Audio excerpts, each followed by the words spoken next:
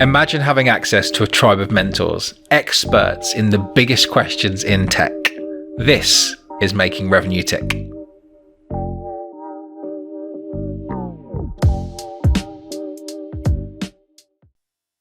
Hello and welcome to Making Revenue Tick. I'm honoured today because I'm interviewing an interviewer. So Heath has his own wonderful podcast that I'm going to be very lucky to go on very, very soon as well. So Heath, welcome to the pod. Thank you. I'm really excited to be here today. I appreciate the kind words. I would say I am trying out the podcast. I'm still very much early in my career when I would say that. But it's been an absolute blast so far of what I've been doing. So I appreciate you having me here. Just out of curiosity, because I'd love to understand this, which is you've got your wonderful Mixology podcast. What do you love about the process of building this podcast? You know what? I did not think about the reward of the podcast of what it was actually going to bring to me selfishly, right? I think like one of the challenges as revenue leaders today, we focus so much about developing reps. But like once you actually get to that like head of sales or VP of sales title, your growth and development is actually really, it's on your own shoulders, right? Because you really don't, unless you have your own mentor, like you're not going to sit there and get that one-on-one coaching like you used to. The podcast turned into that for me. I actually consider it as like my oasis because throughout the week, I'm in meetings, I'm dealing with problems, I'm helping reps solve problems. Where on the podcast, I actually get to take a break and just talk to somebody else and pick their brain and just absorb like a sponge. That to me is like very rewarding, very energizing, and it's a way that I actually recharge my battery.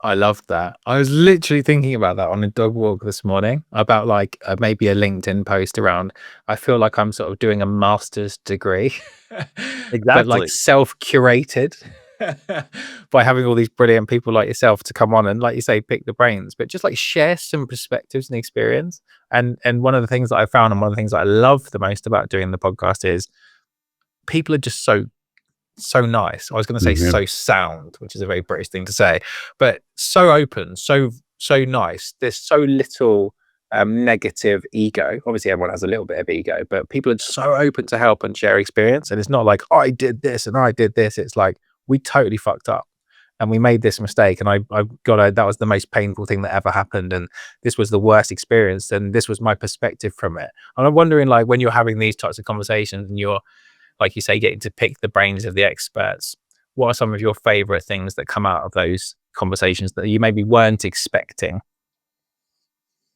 I think the biggest one that was an eye opener to me, and it's I think one of the most important ones is like you're not alone out there. It's very easy for us to think that we're on this island of like only I'm experiencing this problem, so only I can figure it out with my team. That's complete bullshit. Everybody is experiencing similar problems. Everybody is just trying to figure it out. What I have learned is the real authentic people, the ones who have actually been in the trenches, are the ones who will share more about their scars and their wounds over their successes. The ones who are not as successful as you might think, those are the ones that sit there and focus on about how good they are and the playbooks they've created and how successful they are. And so that is like one thing that I take into my podcast is like, I want to grill you.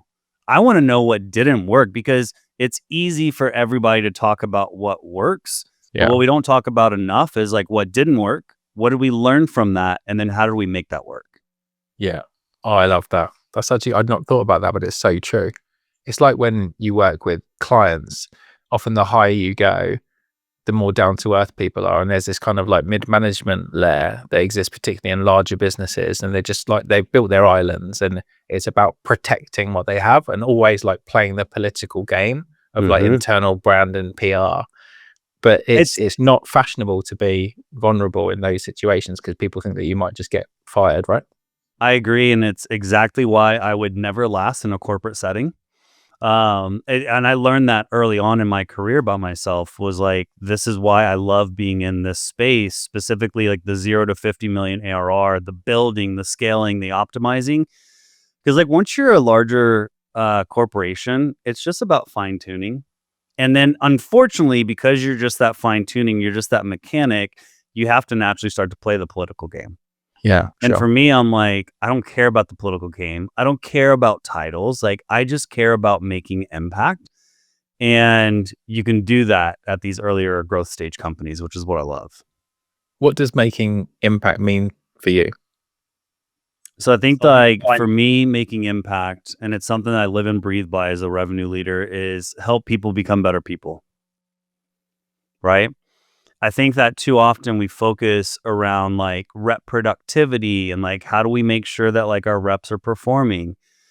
And we're missing the most easy part of the equation, where it's like, figure out what they like, figure out what motivates them, figure out where they want to go, help people become better people.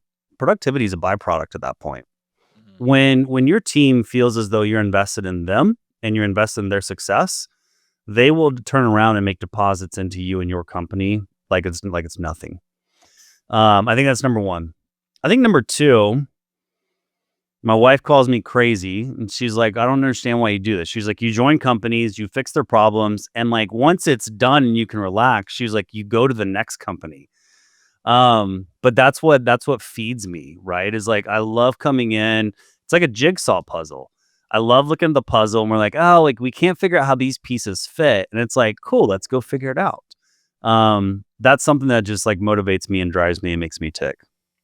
I think it's a really nice analogy. And I know that when we were talking about what would be a really fascinating topic to talk about in this podcast, we had like this list of like 10 things that would all be great to talk about, but there was one that we landed on. So for our listeners, Heath, what's the big question in tech that we can help to answer for them today? I think one of the big questions, I think that everybody is thinking, but nobody is actually asking out loud enough, is like, how do I actually hire the right go-to-market team?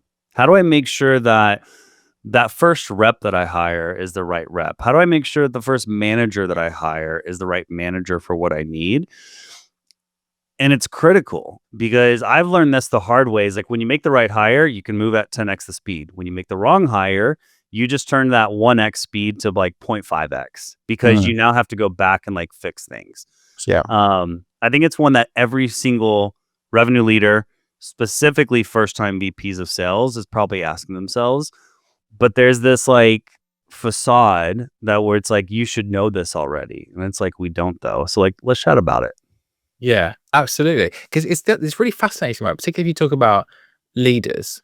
If you are hired as an external leader who comes into a business, it's like, well, you should have all of that down. But you obviously started somewhere, and very likely you were just a really good SDR, and then you became an AE, and then you got the chance to manage a team, and then you might have had a bunch of learnings and then some successes, and then you maybe then moved on to a new thing. But did anyone actually ever train you about how to hire and what to look for, And we literally had a podcast being released today with a guy who actually wrote this book, Team Lead Succeed, Nick Fewings, who's a teamworkologist, and he told me this statistic, which is 85% of managers are accidental, and they say they get absolutely zero training. Like when you were in your career learning to become a revenue leader, tell me about the training experience you have around how to hire the right people. Yeah, so I have a very different background, right? So I started off doing like mega enterprise at Accenture in the consulting world. Biggest deal that I ever did was almost $1 billion. It was like $988 million. I wanted it to get to that billion just so I could say like I've had $1 billion deal before. It would be so much more impressive. Yeah, no. The funny thing is though, because people ask me, and I ask reps this all the time, where they're like, oh, like I want to go and find an opportunity that's like more up market. Like they're the 100K ACV. And I always ask them like, what's the difference between a 50K and 100K ACV? And nobody can ever tell me that answer. What I can tell you, because I've done across the entire board, every deal is different. It doesn't matter the dollar value. The dollar value is the output of the deal that you create. And so I think for me, I had an idea, and I was like 24 years old, and I was like, you know what? I'm going to start my own company. So I did. I started my first software company when I was 24, and that was where I made majority of my mistakes, as where I learned majority of my lessons, because as a founder, I lived and breathed it of like hiring the right people, hiring the wrong people, not cutting ties fast enough, not reading the writing when it was on the wall, and trying to like, my ego and my pride were just kept getting in the way and in the way. So after I learned my lessons from that startup, I did go to Uber. And it was actually really funny because at Uber, my friend was working there and he's like, hey, come join. I was like, all right. And they were hiring for, I forgot, it was like a senior sales manager, but basically like my job was to open and launch the Southwest region, the Texas office. And so I was like, cool, I'm gonna apply for this. And they're like, man, like Heath, like I know you have a bunch of experience, but they're like, our average senior sales manager has like 15 plus years of experience. He was like, I'm gonna put you in as an account executive. And I was like, all right, man, sure, go ahead, refer me. I go into my first interview and they're like, you're way overqualified to be an AE. And so they're like, well, why don't we like set you up to see if maybe like an assistant sales manager is the right role? It's like, cool, no problem. Crush that interview. Long story short, I end up getting the senior sales manager position. I end up launching Uber, scaled 150 person sales force. And that is just what kind of unlocked where I loved doing what I do. And since then, I've been across every letter of the capital raise, A, B, C, D, E. But nobody's ever given me formal training. Yeah. Right. And I think that's one area. So for example, at Uber, one program that we created, that me and my colleague created, was Uber Eats MBA. And that was something that we called out was we do a great job of training reps, but we're also making the mistake that most organizations make where it's like, oh, you're a great AE. I'm going to assume you'll be a great manager then, which is completely false. So let me call out the fallacies real quick.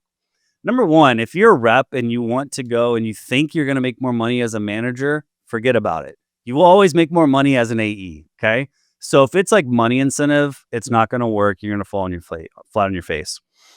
I think where you have to realize your passion is like in helping people. Right. And that's what I realized was my passion was in helping people. And so part of that Uber was we launched our Uber Eats MBA program, which was a 6-month cohort for our top tier reps.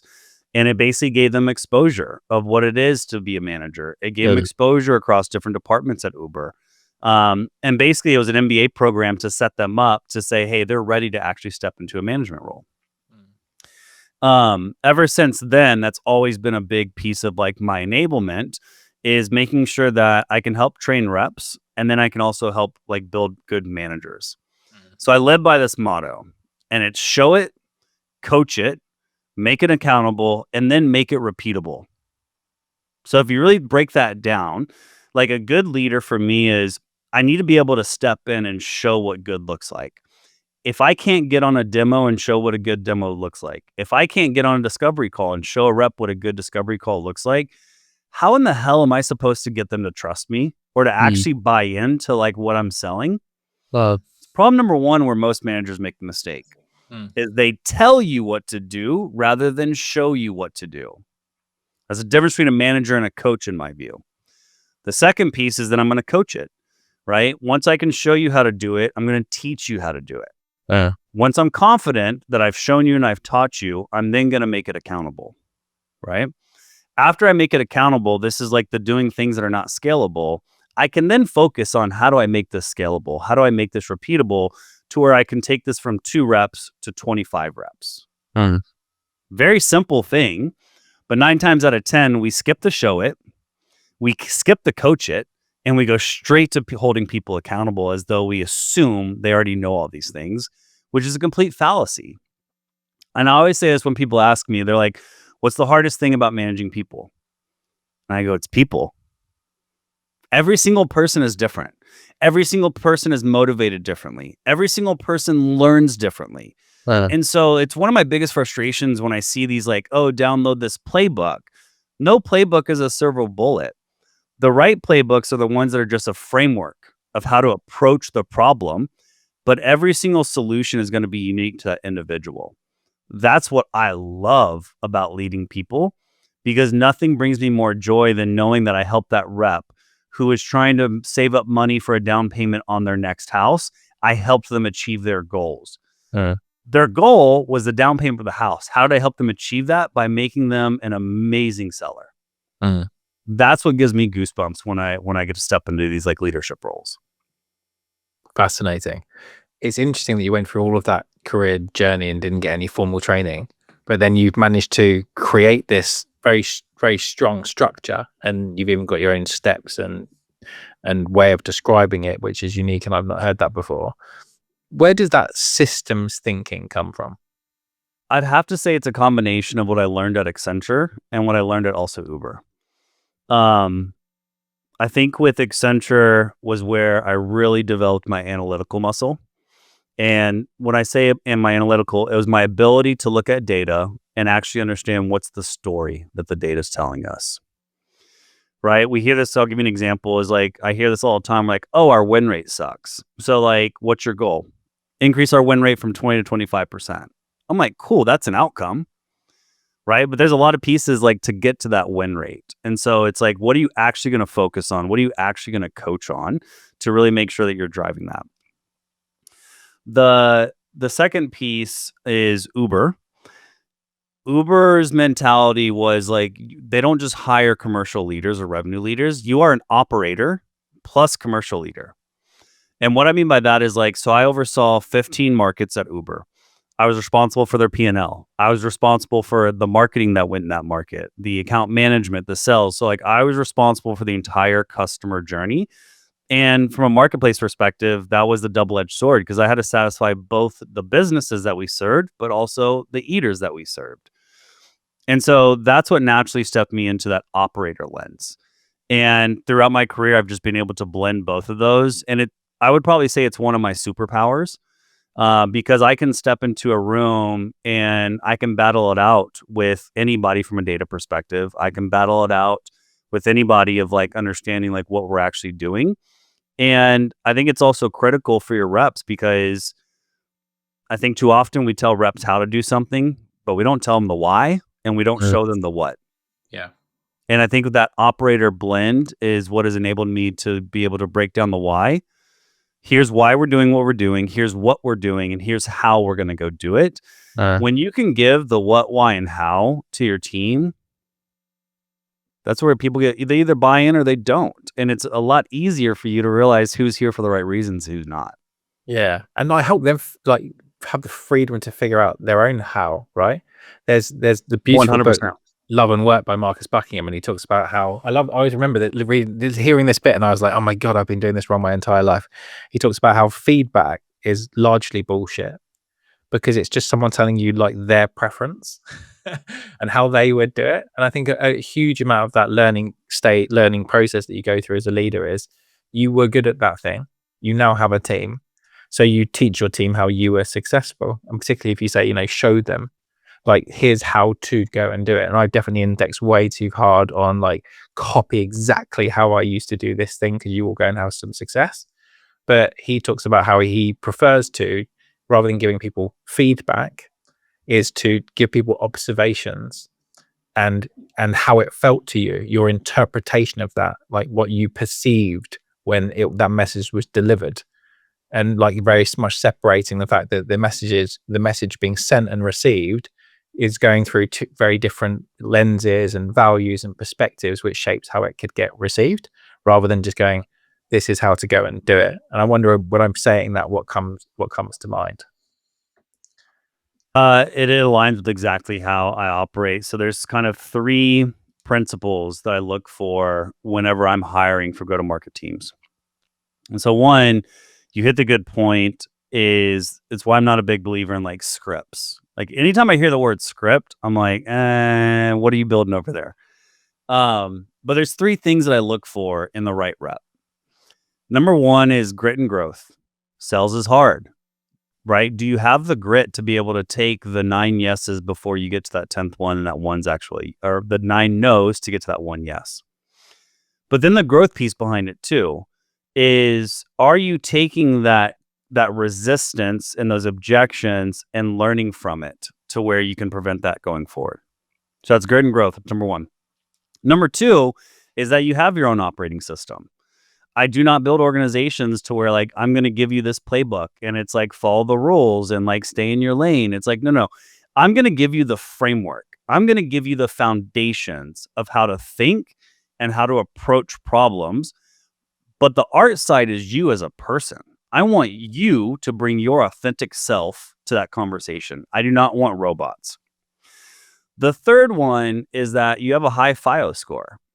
And what a FIO score is, FIO, figure it out. And so for me, it's not saying you have to have all the answers, but if you come to me with nothing but problems, we're going to have a problem.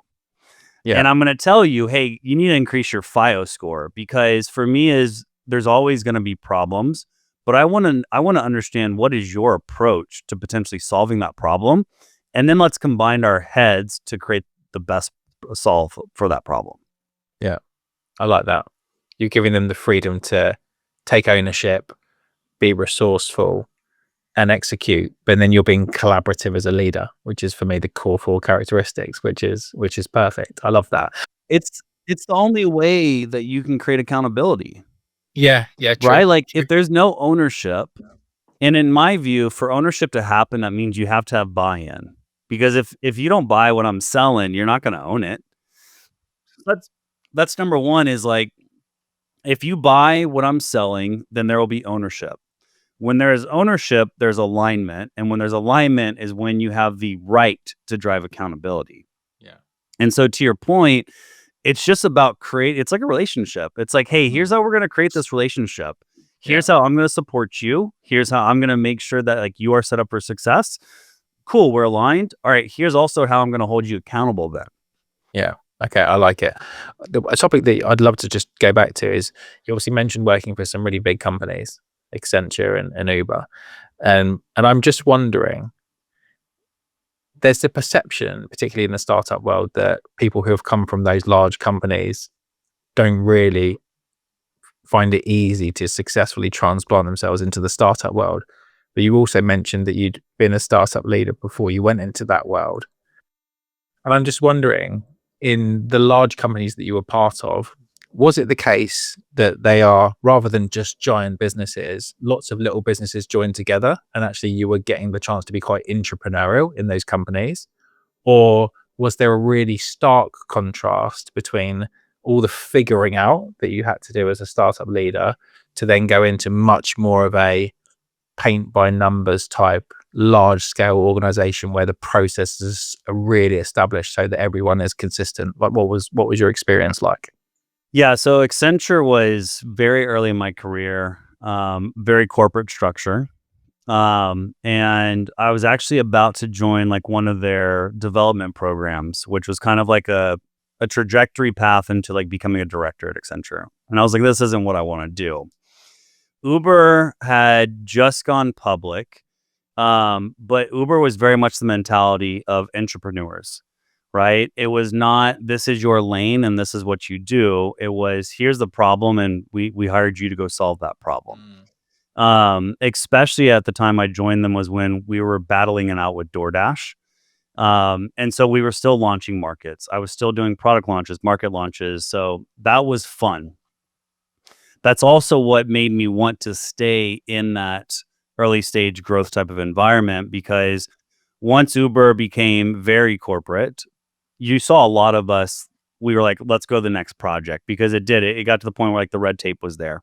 Yeah. Since Uber, I joined a post-Series A company that was a marketplace model, transitioned them to a B2B SaaS model, built out, launched the Canada market for them, launched North America. Then I went to another Series E company, very successful, unicorn. I launched the North America market for them. So it's still going into a larger organization, but it was launching a brand new market. So it was the startup mentality. The third one is the company I'm at right now, post-Series B company, strong trajectory. PLG came in to build out our product-led sales motion. So since Uber, I've always lived and breathed in this space. And it's just because this is exactly like where I can shine. I think it's where like my true strengths are able to come out. Yeah, I love it.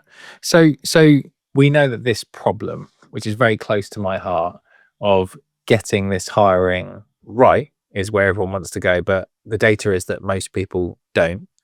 And so everyone blames it on the market and how hard it is and the tariffs and all this sort of stuff. But we know that if you get the right person in place, like a lot of that battle has already been won, because you can take the right person into a place, you say, without necessarily the most defined playbook in the universe, and they'll do a lot of the figuring out that needs to happen, particularly in earlier stage. Whereas a lot of the people who've only ever worked in big corporate enterprises where it is really established are almost like paint by numbers salespeople. And once they've got the lines and they can just follow it exactly, they can deliver. But as soon as there's a bunch of ambiguity thrown in and things change, their locus of control isn't particularly strong. And so it all starts to crumble. So I'm just wondering, this topic of, let's say we divide the topic around sales people and then sales leaders second. If we talk about with sales people, what are some of the most consistent mistakes you see people making in building that early stage sales team? So the first one that comes to the top of my head is, I'll say like the silver bullet hire. Let's call it that.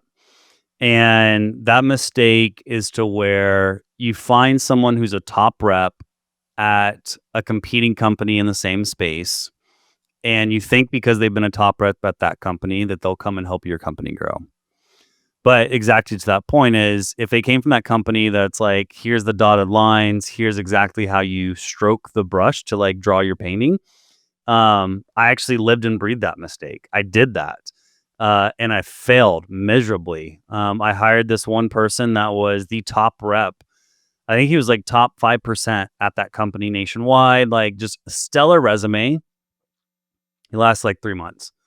And that was exactly was the mistake. Was I realized that the moment I threw that person into an uncomfortable position of ambiguity or even vision selling, because that does happen right at this early stage where it's like product is 2 months away from launching this, but like, let's go ahead and see what the market thinks.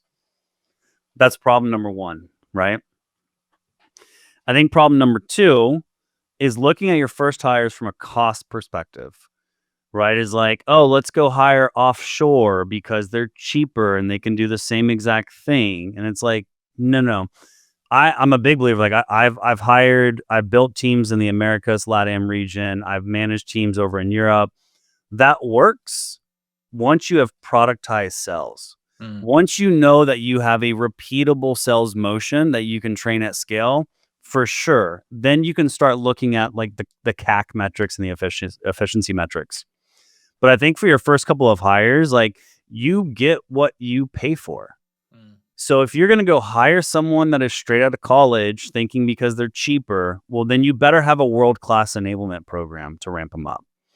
Right. So I think that's the mistake number two, is people think from a cost perspective rather than an actual like fit perspective. I think the third one is also going to be the resume fallacy, right? Is like, oh, this person doesn't come specifically from the exact background that we want them to come from. So like, they're probably not the right fit. I've hired teachers. I've hired bartenders. I've hired servers. Like I've literally been at dinner once where I hired a server who took care of us because I was like, you're amazing. Sales is not hard, right? But what I can't teach is I can't teach character. And so I really look past the resume, and the resume tells me is like, do you at least have similar experience, or am I taking you from an enterprise motion and asking you to come sell into an SMB sales motion? But once I'm aligned that like your resume at least fits the profile of like the experience we're looking for, then I'm going to care more about the qualities and the character behind that resume. Too often though is like we take a look at somebody's resume and they're like, oh, they don't come from B2B SaaS, they came from marketplace, so like they're not going to be a good fit. You're making the wrong assumptions there in my view. Yeah, same. Most of the top managers and salespeople that I hired started in hospitality or some kind of sports or engineering or music, like there was like patterns and that you had to really spend your time learning it and dealing with customers and learning the base communication skills and learning rejection and drunk people. Like, You hit a good like, one. I hired a chemical engineer once, and she was the best seller I've ever had. Extremely intelligent, but like she also learned fast. yeah, I've hired someone who was a bartender. I've hired someone who was a teacher and was like, I'm not making enough money as a teacher. And yeah, like, I'm sorry, but if you're a teacher, like you can handle the world that we're in sales because it's even yeah, harder as a teacher. yeah, exactly. So yeah, I agree with you on that. Interesting. I'm curious, right? So we're definitely not the first people as well to talk about the fact that, higher attitude train skill, but we know that doesn't actually exist for most businesses in terms of the way they actually go to market. And if I'm talking to a client about hiring someone, it's normally top of their list when they give me their original brief before I go and do discovery. That you need to have 5 years experience in our industry. Um, and everyone I've ever met, and I've done a few LinkedIn polls about this, says, yeah, attitude's the most important thing. Attitude is everything, but it doesn't get translated into the way they actually go to market. And whenever there's a situation when they maybe have a couple of good candidates at an advanced stage, they'll always take the safe bet of hiring someone with experience. And people will be listening to this podcast and going, yeah, I've literally been second place in loads of processes because someone with a bit more experience got hired over me. So when you're thinking about the people who are actually controlling how that recruitment process gets built and the decision criteria and how it's executed, why do you think that, even though we know that's true, that the unteachables, the character, that's what makes a great salesperson, why doesn't that get translated into what people actually go and do? A couple of thoughts I have on that one. So I think the first thought and reaction is going to be executive leadership in your board, right? That does happen to where you get pressure from your CEO, you get pressure from your board to make that like safe hire. I think it also depends where you're at, right? If I'm like early in, like, let's just say I just joined a new organization and I know that there's a lot of stuff that I need to clean up. I'm more likely to take the safer hire out the gate just because I know there's a lot that I don't know because I still haven't uncovered everything. And so I think part of it too is as a leader is understanding what environment you're stepping into, and also like having that candid conversation with your CEO of like what is your hiring policy like? Like how involved do you get in the hiring? What do you look for when we actually, like, what does good look like for you for No. hiring a candidate? So I think that's challenge number one. I think challenge number two is also when we haven't been successful and we continue to try to hire the same profile. You will get met with pushback on that 24/7 because you haven't proved it out, right? And this is why, as a revenue leader, it's so critical for you to make sure you make those right hires, because you make the first couple of bad hires, you're on the line, right? Everything that you start to do, every decision you start to make becomes under question. The third one, I think it comes down to just the interview process, right? Is not being clear of like what good looks like. So one thing that I do when I work with my teams is we have a pre-flight to where it's actually like, hey, this is what we're looking for in each step of the interview process. This is what we actually care about. The one thing that I do that's a little bit different is at the end of every interview is we hold a panel. Maybe many people will not agree with this, but like if it is not everybody in the room is a yes, then I pass on them. I'm a big believer that if somebody's not a hell yes, then that's a hell no. And that works because you have predefined what success looks like, because otherwise you just get people's opinions and people might not have the full context, right? So how important is that? Exactly. And so it Say, comes down to yeah, the structure of the interview process, yeah, making sure everybody knows what they're actually looking for. yeah, And I think that is like one of the big problems is we actually go into market to hire. We actually don't know what we're looking for. 100%. Yeah, it's made up along the way. Process steps get added. It's just this hodgepodge. So everything you said is brilliant, by the way, and it made me think back to when I was building teams in a company and why I was so confident in my hiring. is because I knew the business so intimately. And so I knew what the resources were going to look like and what the environment was going to look like and who might fit. So we were able to take some really big punts on people who had all the raw ingredients, but none of the experience, because I knew exactly all those other things. I'd never thought about that before. That's brilliant. And I felt quite secure. And I probably pulled on some emotional strings there too, because you're like, oh, I remember having that conversation. Yeah, exactly. And the other thing you mentioned that was really powerful, which is having that very candid conversation with your CEO or whoever is like the ultimate decision maker who has the authority, because you could run a whole process and then find out you don't really have the ability to say yes or no. And unless you have alignment with the person who actually is the authority in the process, you might be responsible and accountable for hiring. But if you don't have authority, then the whole thing can become undone. There's a thing that might piss some people off that I will say next, which is I believe that one of the big mistakes that startups make is that they try to embed corporate type recruitment processes into startups, and they put talent and HR responsible for the process, who are used to often coming from larger businesses, designing very rigid structures and processes around the way that it works. So it's like if you were designing a go-to-market motion and you're going, right, let's design our sales process. They like take Salesforce's sales process and then try and plug it into a pre-seed startup. And it's like the journey you're going to take customers through is going to be horrendous, absolutely horrendous. And you make it really hard for customers to buy. And I think that there's very little awareness, commercial awareness, and like people leadership awareness and just lived experience that HR and talent teams have around how do we create a process that sells, and how do we create a process that takes this person that might have multiple opportunities that they could consider to immediately see us as different, better, a chance to learn, a chance to grow, and they'll be fighting to win a place in our business, as opposed to will they pass our very rigid, structured process that we're going to put in front of them.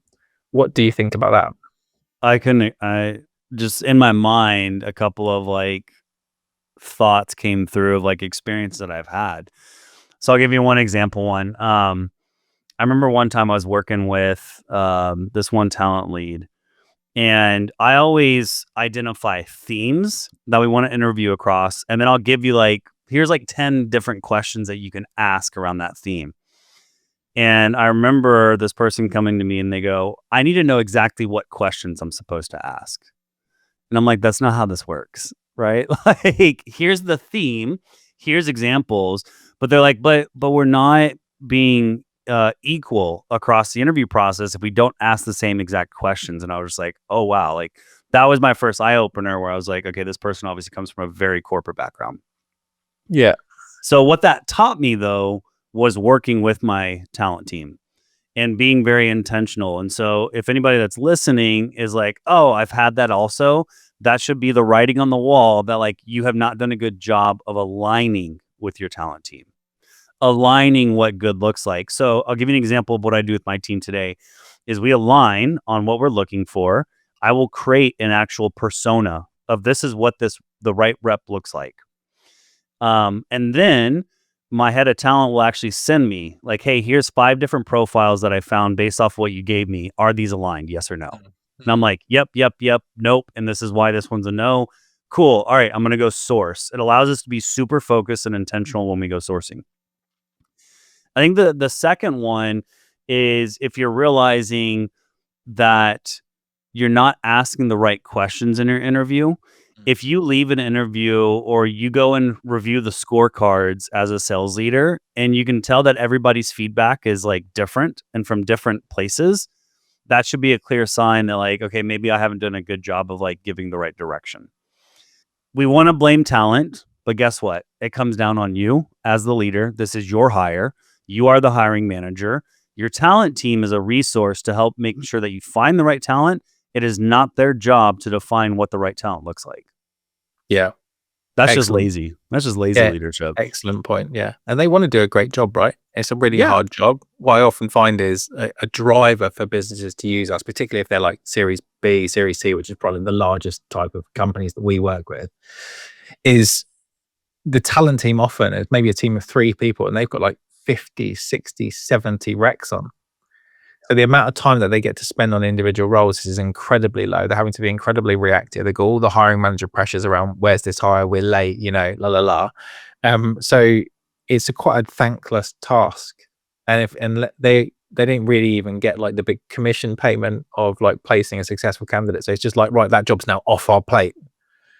So I think a part of that is actually creating that alignment is genius. And I love the word, is that aligned, is a brilliant question, rather than, do you like them?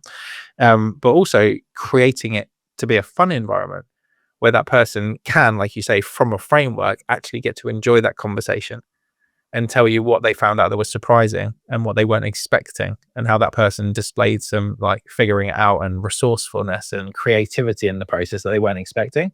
Which, if you designed a sort of 20-stage question process and you had to do one by one because you were just trying to fill in your scorecard, so you proved that that person was a fit, so you didn't get in trouble, which is how a lot of businesses treat their talent teams.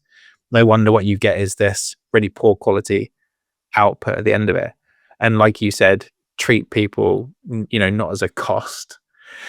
But if you just try to bring a talent team in too early into your business to save money, then that could be the wrong thing. And there might be this blended approach where you say, for these type of roles, we're going to have talent. We train them really well on how to do these certain things. But these type of roles, we're going to go to specialist partners who maybe already have the experience and already have the relationships, and we can tap into a font of talent that we might not have access to. And I think that often businesses say, we're going to build a talent team and they're going to look after all of our roles.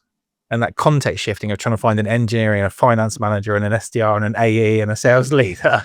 I was Think about to about say how that. hard that would be for someone who's probably like 23, is fresh out of college, is on a 40 grand salary.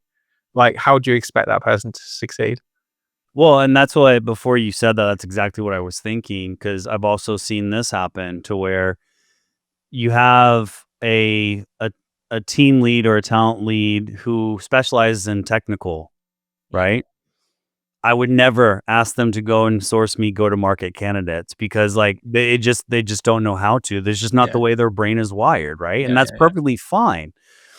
But too often in the startup world, we were like, "Oh, but you wear multiple hats." And it's like, I mean, yeah, they can wear multiple hats, but like that hat is not going to fit them the way you want it to fit them. And so I think it's a great point, because it's about making sure that we have the right people wearing the right hats and knowing where we should use a partner on those different areas. And exactly what you said is what I've done before, to where I knew our talent team was great when it came to technical recruiting. They didn't have any experience hiring for go-to-market. So I was like, cool, like let's work with a partner for these first couple of hires. And then once we learn what good looks like, then we can actually like maybe take this in-house. Yeah, 100%. I think a good external partner should do that. Like, my mentality is, I'm like a personal trainer, get you match fit. Exactly. And if you have like a really talented talent team who are green, and we talk about leaders not getting training. Goodness me, these people aren't getting training in talent. If they get to work with an external partner and we actually get to upskill that person, then that's a really great benefit their business can get. And it's like seeing people not just as a cost, but actually the opposite, as an investment. Invest in those teams who are frontline, because if the talent person is the first person that's ever going to speak to a candidate, a prospective multi-million pound revenue stream for your business, and that interaction's not good, and it's formulaic, and it's the same, and it's painful, then why on earth would that person go, oh, this is the right place for me to go and join, right? When you hit another point that I was thinking about, but we didn't dig into, and you're talking about how do we make sure that when we talk to a candidate that like we're differentiating ourselves as to why they would want to come to this organization. I think the other most critical piece, and this is the first thing I do with any new organization, like startup or scale up that I join, what's your growth path? If you can't actually show an AE that you're trying to recruit what growth looks like from a visual journey mapping perspective, somebody else is going to, because that's what they're looking for, right? Like if I'm interviewing you and you want to be an AE for the rest of your life, I'm okay with that, but you better have a damn good reason why you want to be an AE the rest of your life. But let's be realistic. What we hire for today is not and should not be their end goal. And so when you actually find the right talent, it is what is their end goal. Does this business actually fit in with their end goal? Because that is not only where you make the right hire, but you also retain the right talent. And a lot of times we don't do that. We don't actually go into this saying, okay, like, well, what is this typical candidate? What are they going to be asking us? What are they going to care about? And do we actually have our stuff together to make sure that we can answer those questions for them? 9 times out of 10, it doesn't happen.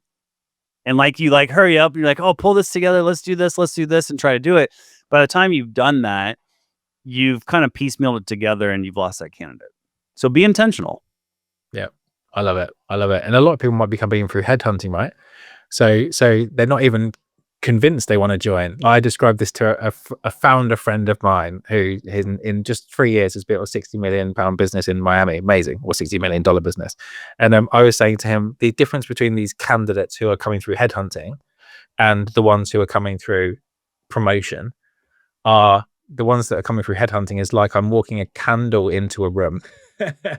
And like there's not going to be very much it takes to go and blow this light out of interest, and our job is to like turn this into a roaring fire, and we do that through like really understanding them.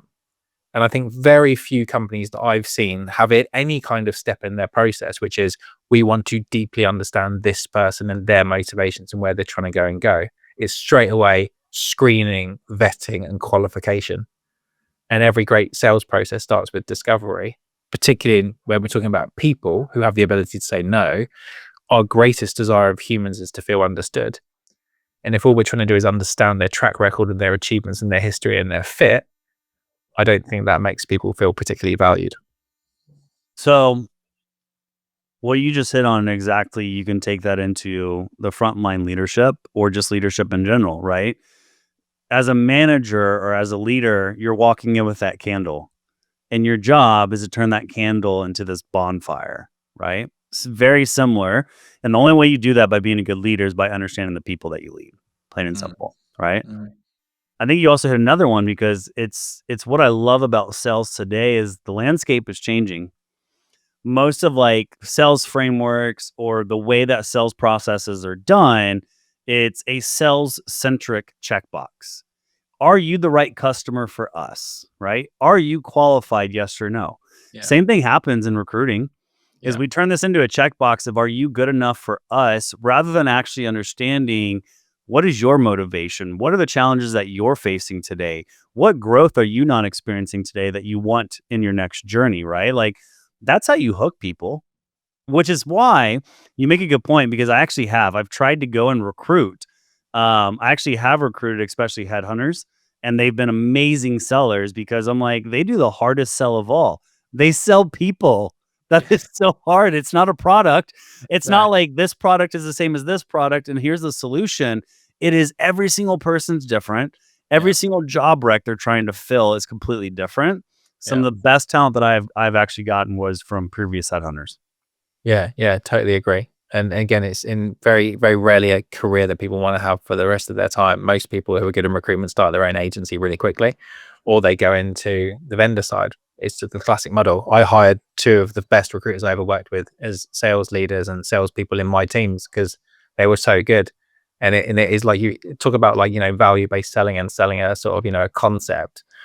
Every recruiter pretty much could go and do SaaS because it's way more conceptual to try and sell a person than it is a technology. Let's talk about the frontline leader side then.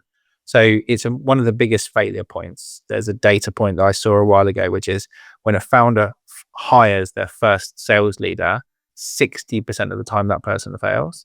So they're getting 6 out of 10 critical leadership hires wrong. And I'm just wondering, in your experience as someone who's hired these people and been this people, what are some of the mistakes that you see consistently made? Yeah, so let's start at the first-time founder world, right? Because I've been on the receiving end of this one.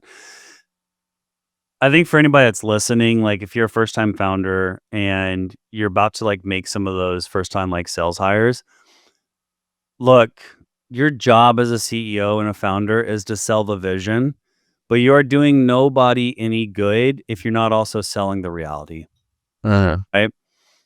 Too often, I've been sold the vision, and then I walk into the reality. I'm like, this is completely opposite of what you told me during the interview process. But at that point, like, you're in there, right? So it's like, you just got to be like, okay, like, this is what it is. Like, let's figure this out. That's what makes a good leader is like they are able to navigate that ambiguity, because it's going to happen no matter what. But what I do think can start a relationship off the right way or completely the wrong way is by not giving people the reality. I have two goals whenever I interview somebody, especially at this stage of a growth of an organization. I'm either going to scare the shit out of you, or I'm going to get you excited. Either one of those reactions is okay, because if I scare you, this is not the right fit for you. If everything I talk to you about, the problems we're having and what we're trying to figure out, if that like gets you excited, all right, cool. I got a seat right here. Come join, right? Can get on the bus. So I think that's like the problem number one, is a lot of times it's our pride and our ego as first-time founders. I'm speaking as a first-time founder here because I did this. Is like, we want to sell the big picture and the vision, and then we sugarcoat the shit. But it's like, no, like, let's sugarcoat the vision and let's actually dig into like what's working, what's not working. And I want to understand, how can you help me come and actually figure this out? Yeah. Right. I think the second piece of where they also fail is just, I think, false expectations for founders as well. It's something that I'm very, very clear whenever I'm talking to a CEO or a founder, especially around like Series A, Series B, because 9 times out of 10, they don't actually know what they're looking for. They sell you, they're like, oh, I need this VP of sales, or I need this head of sales, and like, we're going to do X, Y, and Z. But really what they want is a glorified rep to come in and actually own quota, and they're just going to give you that title, which is okay for some people, right? But again, I think it's about being very clear of like what the expectations are for this role. So I think those are the two common ones of where I think as a founder, you're going to have what I would call a regretful exit, right? Meaning that VP of sales is probably going to leave, or you're going to let them go because they're not performing to what your expectations were, because you didn't do a good job of actually clearly detailing and lining out what those expectations are.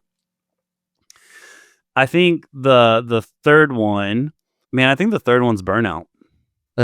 I really do. I think the third one is burnout, to where it's easy for us to get caught in the hamster wheel, and there's 100 problems that you need to solve when building a business. What I've learned in my experience is that when you solve 100 problems, okay, you don't really feel the impact because you solved a bunch of small problems. And so what that taught me was like, focus on fewer problems, but make bigger impact on solving those problems. And so I think that's the other area of where I think a lot of times this happens. It's either the VP of sales or that manager is thrown, a bunch of stuff is just thrown over the fence. And it's like, here you go, you join the company, go figure it out. And that's fine. First 6 months, the honeymoon phase, you got all this energy. But after 6 months, you're like, what am I doing? Why am I here? I'm doing 20 different things, but I'm not actually seeing the results. Yeah. So I think that's the third one, of either where it's just not being intentional about what does the first 12 months of success look like? What is the first 30 days, 60 days, 90 days? Like, those are things that I ask. I ask a founder 2 really important questions, where it's like, what is this role going to solve in the next 12 months for you? And then the second one is like, what's your bigger picture? What's your vision? Because like, I need to make sure I'm also bought into like where you want to take this thing, because there's a lot of risk that I'm taking coming into you. And so really making sure that we know what the intentions are and being very clear. I think if we solve those 3 things, you would see that metric change a little bit. So much to unpick. There. It probably deserves its own podcast, just this one topic. I think it would be quite fun to get quite tactical, really. You mentioned some specific questions that you would ask to a founder, around what they're trying to achieve. So you can really see if you buy into the reasons why you're being brought on and what that will enable the business to do. Often a founder's hiring someone so they don't have to work in the business so much, they can work on the business. And they are often thinking there's going to be this knight in shining armor type character that's going to come in and just magically just do everything. But it could take a hell of a long time. You've got to give them the right resources. if you're thinking from the other perspective, so a founder or a senior revenue leader who's hiring a sales leader, what are some of your favorite things or questions to do to get that hire right? And this is me coming in as a potential sales leader. What Let's say that, questions am yeah, I it's going to ask? a business hiring a sales leader. How have you managed to figure out ways to hire great sales leaders? Whether that's questions that you've asked or processes that you've put in place, give us the breakdown. So I think let's start off with the interviewing side. There's really kind of 3 areas that I really focus on of like making sure that they're a good potential hire. First and most important one's people, right? I'm going to dig in to understand how have you helped people overcome problems? How have you helped turn a B player into an A player? I don't believe in C players. I'm like, if you have C players on your team, then you have a different problem from a hiring and retention perspective. So that's the one, is I call it the metal and the magnet. It's like, how are you making sure that we are keeping the magnet people, but then also how are we making sure that metal is attracting up to the magnet? The second one is processes. It's not how have you built processes, but it's how have you solved problems, right? And what I look for in that is how have you solved problems that were not scalable? And then how did you turn that into being something scalable? No. Right? The third one is it's more around character and behavior, right? Is like, are they a good fit from a culture perspective? Because look, I mean, 80% of our week is spent with our coworkers, right? And so I want to make sure that we're going to enjoy working together. I want to make sure that like I'm going to learn from you just as much as you are going to learn from me. And so I'm also, if I'm a good leader, I know where my weaknesses are. And I should also be hiring to like fill those weaknesses on my end with which is a strength for that candidate. Yeah. Right. So that's really the main 3 things that I focus around that interview process. Okay. From a enablement perspective, that's where I think the biggest gap is today. Is we hire a manager and we're like, cool, here's your team of 5 people. You have pipeline meetings. You need to do one-on-ones. Go. Well, how do you actually structure a good one-on-one meeting? What does a good pipeline meeting look like? What does a good forecasting meeting look like? That is the most important one. And it's I forgot what the rule was, but it's like I forgot what it's called, but basically is like, if I invest 90% of my time in my manager will then be able to reciprocate that into the individual teams. And that is one of the bigger problems we make too, is we focus so much on the front line. And what happens is that VP of sales becomes the trainer. Yeah. And that manager becomes a sideline coach. What happens when we do that? The reps start going to the VP of sales. They start skipping their manager because what have you done? You haven't empowered your manager to actually be able to enable your teams. Yeah. And so that is my other big focus, is like, what am I doing to making sure that I'm enabling you to where we go back to that show it, coach it? How am I empowering you to where you can step in and show it? You can step in and coach it. Yeah. Because I think one of the fallacies in leadership today is we think that when we step into this management role or this leadership role, that we automatically get respect. You don't get respect. You have to get buy-in before you get trust. You have to get trust before you get respect. And there's a process to that. And so that is my goal for any frontline manager, any leader I hire, is like, how do I make sure that I am setting you up to where you can get buy-in, trust, and then respect? That's how we can build an amazing team. I love that. I was thinking the other day about what that like trust building process and how teams work together should be called. And I think there's probably like 3 C's. So you have like a compliant culture, which is like, I'm a leader, you have to respect me, otherwise I'm going to fire you. Then you have, we're cooperative. So, it's like I may think of like American police. Do you cooperate? But it's like, you're going to cooperate. But we cooperate. We work together when we need to. But basically, unless you tell us we're going to go and work together, we won't really work together, but we'll cooperate. And then you have collaboration, where teams work together to achieve something. And I think that a lot of businesses just building compliance and expect collaboration to happen. And I think that it's a massive, massive mistake. And then a lot of founders get really pissed off that they have a cooperative culture where people will do the right thing when they are asked to.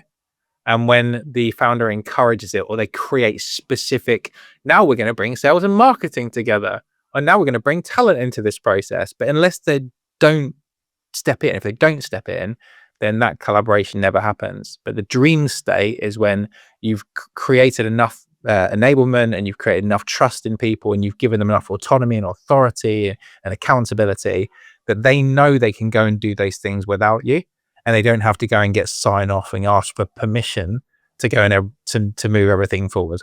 Yep. I'm a big believer. I think collaboration is what drives innovation, plain and simple, right? I think also you hit a really good point is I think historically we've been able to get away with the other two C's. And it's because it was more of a sales-centric environment. The landscape is buyer-centric now, meaning it's not about what does marketing do to bring in that lead, then what does sales do to close that lead, then what does customer success do, blah, blah, blah. It is now about how do we make sure that we're tying the entire customer journey together. And what that is forcing is it's forcing these matrix organizations, not these departmental hierarchy type of organizations. So my response to your 3 C's is like, I wish you good luck. If you're the first 2 C's, you will not be around in 5 years. Yeah. For the ones that are driving with collaboration, it's not an outlier anymore. It's a fundamental block of building a good business. Yeah, 100%, 100%. I think we're almost at time here, because we could definitely that blew by. We could definitely talk all day, but I realize we're already at the hour, which is phenomenal. I'm just wondering, is there anything that we haven't talked about that's critical to this topic of getting the first sales leaders and salespeople right that you think that we should quickly touch on for our audience? I think number one, I think these are the 3 areas that if you do this right, you will see success in your hiring for go-to-market specifically. I think number one, leadership alignment. Alignment between you, alignment between your CEO, and back to this collaboration, alignment with your go-to-market organization. Because what is marketing expecting this rep to be able to do, or this frontline manager? What does CS expect from these? And so I think that's also part of getting that buy-in, which then drives accountability, which then drives ownership, right? Like there's this domino effect that happens. I think the second one is being real with where you are and where you want to go and what is blocking you from achieving that today. Because it makes it very clear to the candidate that you're talking to of like what we're trying to solve for. It also makes it very clear of what you're interviewing for. Because what I'm interviewing for post Series A is very different than what I'm interviewing for post Series C, right? I think the third one is also the most important, and this is where I see the turnover also happen, is be clear on what success looks like. What does month 1 of ramping that person up look like? What does month 2 of success look like? What does month 3 of success look like? Because when you have alignment across your leadership team, especially with your founder, your CEO, it's how you can now create metrics and KPIs of, did we make the right hire? I'm a big believer in this, and probably a lot of people won't agree, but hire slow, fire fast. Take your time to make sure you hire the right person. And I think we actually do this complete opposite. I think we hire fast and we fire slow. For me, it's like hire slow, being intentional, making sure you're making the right hire, and then fire fast. Because if you have those clear KPIs put in place of like, what does success look like? It's easy for you to set expectations. It's also easy for you to drive that accountability, both within your organization and also with that new hire. I think if you do those 3 things, you're ahead of the curve of everybody else. Those are the most 3 common I would say, scars or battle wounds that I have from lessons that I've learned. Yeah, I love it. And your multipliers, your A players, your stars, however we call it, will love you forever for removing a divider. Like they might not be telling you about it, but that person is completely destroying the momentum that you tried to build in that business. So definitely fire. That's why I say I don't believe in C players, because if you allow C players to stay around, you will lose your A players because they won't stay around. They'll go somewhere else. And so I think it's a great point. It's the unfortunate side, right? Like, I'm sitting here talking about hiring and firing like it's something easy. It is the hardest thing that I've ever done in my life. Like, I do not let having that. I don't like having that uncomfortable conversation because I know I'm impacting someone's life. Yeah. And so we need to take that more seriously. We need to stop treating people as though they're just another number. And if they make it, they make it. If they don't, they don't. Like, when I hire someone, I hire with the intention that, like, I want you to be here as long as I can possibly keep you. And when you do leave, it's because you're leaving to something better. Yeah. When we have that mentality, I think is when you can actually build world-class teams. Yeah, I totally agree. And no one wants to be unsuccessful, right? So if you genuinely have mishired and they're trying their best and they're just not making it happen, it's the nice thing to do, to let them into an environment where they're going to be really successful. But we just haven't set them up for success, haven't created the right environment, haven't let them take ownership, haven't let them take accountability, and then we're punishing them because they haven't performed, and then we just hope this next magic hire is going to go and achieve it, then this is where you get into these sort of painful downward spirals. So I'll have one more for you. So I call it's another one maybe people won't agree with, but I call it coach up or coach out, right? That really is your job as a leader or a frontline manager. If I could make it in the most easiest way for you to understand, is your job is to coach up or coach out.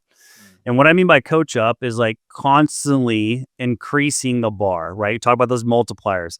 Even the multipliers can continue to get better. I want to, yeah. The coaching out is exactly what you said, is our job is also recognize when somebody's not the right fit. Yeah. And so when I recognize that, when I think about coaching out, it's, are you a better fit for somewhere within our organization? And do we have the opportunity to put you in that position? Yeah. If not, then I need to make sure that we have that coach out conversation of, this isn't the right fit for you. Yeah. What I will say for myself as a leader is, no matter what, unless it's been like somebody who's been terminated for like fraudulent reasons, which unfortunately happens in sales. But anytime I still have to like part ways with somebody, I will still offer to write a letter of recommendation. I will still offer to get on the phone call with whoever their next hire is, because at the end of the day, like, I made the choice to bring that person here. I made the choice that we have to part ways. So the least I can do for that person is make the choice to do right by them and help them set up for their next chapter. Yeah, I love it. I love it. Heath, I think people would have loved this conversation. If they wanted to follow your pod, tell us a bit about how they can get involved and continue to learn more from you. Yeah, so Mixology, it's part of Mixmax, which is a company I'm a VP of revenue for. You can find us on Spotify, Apple, YouTube if you want to actually watch it live. If you want to have some good laughs, feel free to check it out. Amazing. Heath, you're an absolute gent. Thank you for coming on. Thank you. I appreciate it. Really enjoyed this. Perfect. Everyone else, we'll see you on the next episode. Thank you for listening. And if you enjoyed this conversation, we've got a newsletter called Growth Magnet on LinkedIn, where we take the best insights from all of these episodes and turn them into bite-sized format for you to enjoy.